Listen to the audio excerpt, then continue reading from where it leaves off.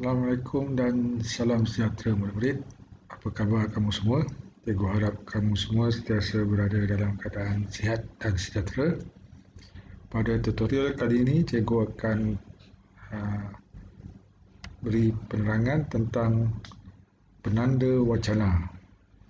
Baik, seperti biasa, sebelum kita memulakan tutorial, kita lihat dulu sikit sketsa tentang penanda wacana.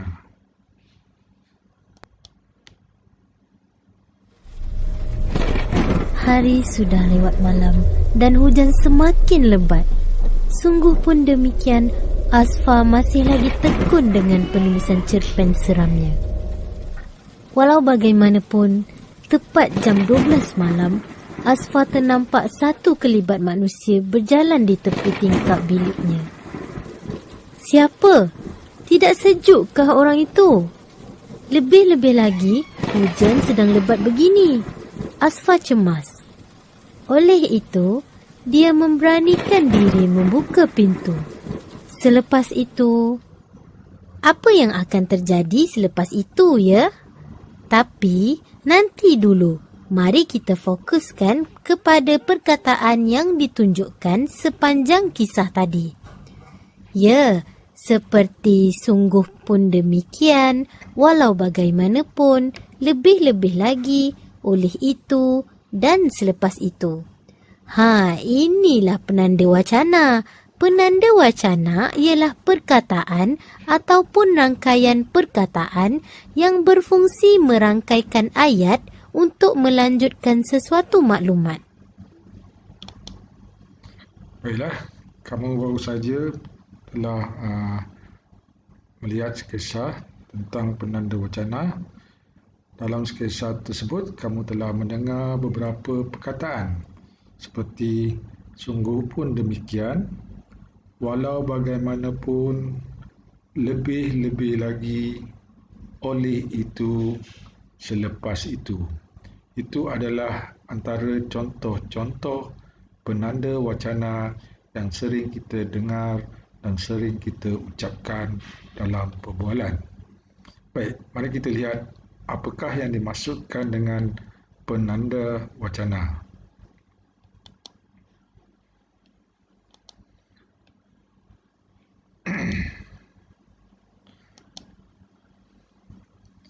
Baik, penanda wacana ialah perkataan ataupun rangkai kata perkataan yang berfungsi merangkaikan ayat untuk melanjutkan sesuatu maklumat. Jadi, ini bermaksud penanda wacana itu ialah satu perkataan ataupun rangkai kata perkataan yang bertujuan untuk merangkaikan ayat. Itu merangkaikan maksudnya mencantumkan ayat ataupun menggabungkan ayat untuk memberi sesuatu maksud.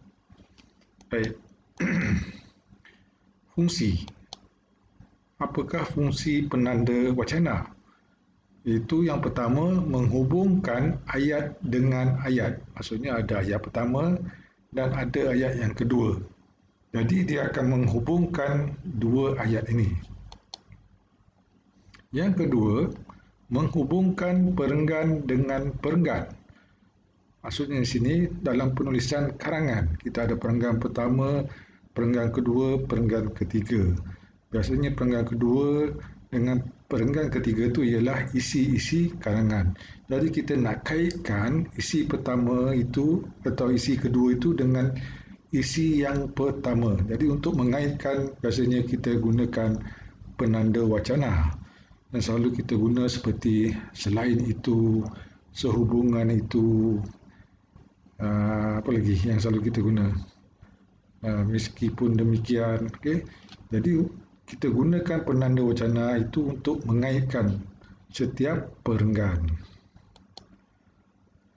Yang ketiga, membantu pendengar pembaca memahami teks. Jadi penanda wacana ini sebenarnya membantu pendengar atau pembaca bila membaca karangan itu dapat memahami dengan lebih lanjut. Seterusnya, jenis-jenis penanda wacana. Okey, terdapat 4 jenis penanda wacana yang sering kita gunakan. Baik, yang pertama, penanda wacana ini menandakan pertentangan maklumat. Pertentangan ni bermaksud berlawanan daripada maklumat pertama dengan maklumat kedua tu, berlawanan. Baik, kita tengok contoh. Okey, penanda wacana yang bermaksud bertentangan selalunya kita guna seperti bagaimanapun, walau bagaimanapun, walaupun begitu, walaupun demikian. Okey, kalau ikutkan sini yang asalnya ialah walaupun. Okey. Yang kedua, meskipun. Meskipun boleh juga digunakan meskipun begitu, meskipun demikian. Seterusnya, namun begitu, namun demikian. Okey. Seterusnya, sebaliknya, biarpun demikian, sungguh pun demikian. Dan yang akhir sekali ada juga penggunaan kendati pun. Baik, kita lihat contoh ayat supaya kamu lebih jelas. Okey, contoh ayat. Okey, ayat pertama, kami daripada keluarga yang miskin. Ayat yang kedua, kami tidak pernah meminta belas ihsan daripada orang lain. Jadi ayat kedua ni adalah bertentangan daripada sifat daripada ayat yang pertama. Selalunya keluarga yang miskin ni dia perlukan pertolongan, okay? Seperti perlukan derma, bantuan. Tetapi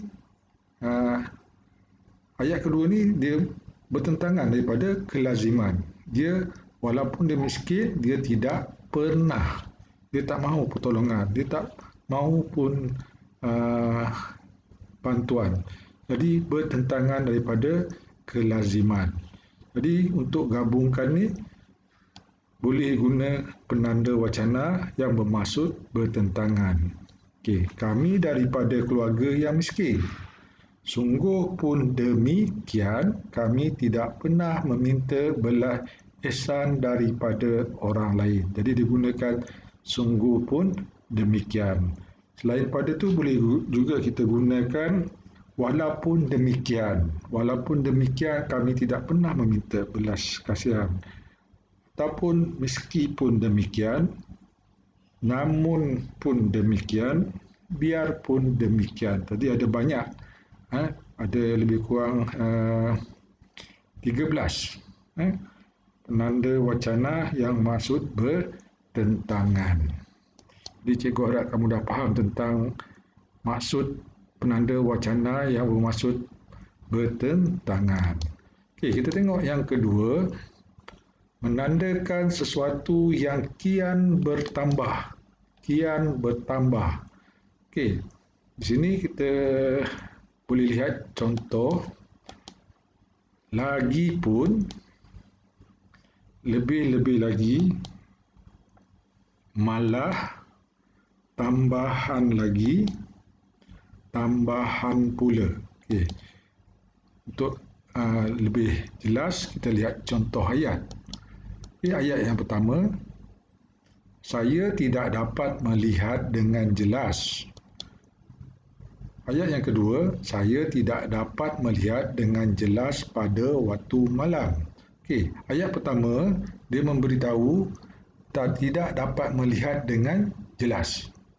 Ayat kedua pula dia tidak dapat lihat dengan jelas pada waktu malam. Okey, dia dah tak boleh melihat dengan jelas, apatah lagi waktu malam. Jadi memang dia tak akan dapat melihat dengan jelas.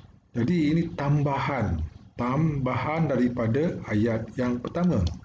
Baik, kita lihat contoh ayat.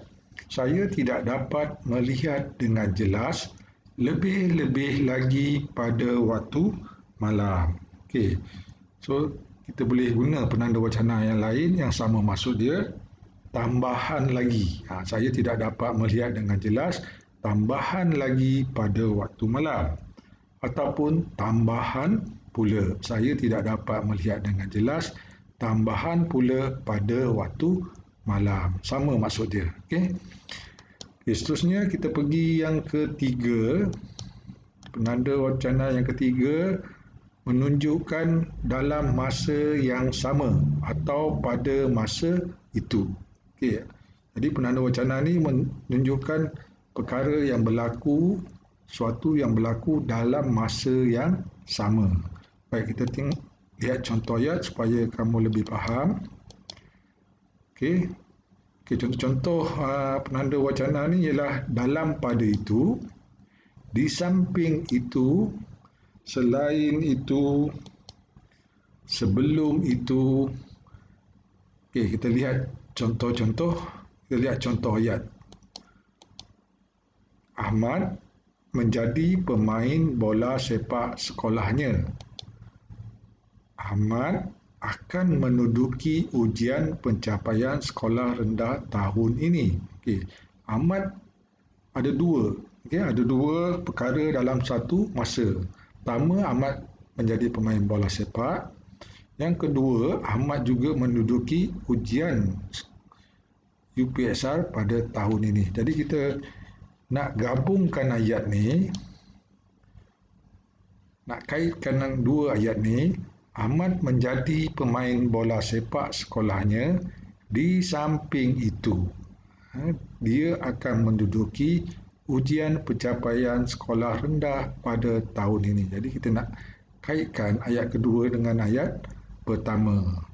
Jadi selain pada itu, kita boleh guna dalam pada itu, dalam pada itu dan selain itu. Okey. Seterusnya kita pergi kepada jenis penanda wacana yang keempat, menunjukkan akibat, musabab atau kesimpulan. Baik, kita lihat jenis-jenis contoh penanda wacana ini. Oleh sebab itu, semenjak itu, lantaran itu, dan dengan itu. Dan sekali justeru, ada juga penggunaan justeru. Baik, kita tengok contoh ayat supaya kamu lebih faham. Badrul selalu ponteng sekolah. Ibu bapanya telah dipanggil oleh pihak sekolah untuk menyelesaikan masalah tersebut. Di sini Badrul telah melakukan sesuatu. Jadi disebabkan perbuatannya, ibu bapanya telah dipanggil. Jadi nak kaitkan ayat kedua supaya bersambung dengan ayat pertama tu, boleh guna penanda wacana. Okey, Badrul selalu ponteng sekolah lantaran itu. Jadi lantaran itu adalah menunjukkan akibat daripada perbuatan Badrul itu. Lantaran itu, ibu bapanya telah dipanggil oleh pihak sekolah untuk menyelesaikan masalah tersebut. Jadi lantaran itu adalah penanda wacana yang bermaksud akibat. Akibat daripada perbuatan yang dilakukan. Okay, selain itu boleh guna juga oleh sebab itu, dengan itu, ataupun justeru. Baiklah murid-murid, seperti biasa, selepas kamu mendengar tutorial ini, cikgu akan hantar kuis. Kuis 20 soalan. Soalan kuis 20 soalan kepada kamu, dan kamu hendaki menjawablah. Pilih jawapan yang tepat. Okey, di sini kamu kena letakkan email, address. Okey, sebab kamu kena letak. Sebab ni adalah wajib. Sebab cikgu akan sertakan dengan sijil. Okey, siapa yang dapat markah yang cemerlang iaitu 80% ke atas, cikgu akan beri sijil. Dan kamu kena tulis nama huruf besar. Pastikan huruf besar sebab nama kamu akan dicetak ikut apa yang kamu tulis. Okey. Okey, ini contoh. Ini contoh sijil, nama, lepas tu kuis penanda wacana dan diberi markah. Okey, ingat murid-murid, 80% ke atas cikgu akan sertakan sijil selepas kamu menjawab kuis ini. Baik, sekian saja daripada cikgu. Cikgu harap kamu dapat memahami tentang penanda wacana yang telah cikgu terangkan tadi. Semoga kita berjumpa di lain tutorial. Jaga diri dan duduk di rumah. Sekian, terima kasih.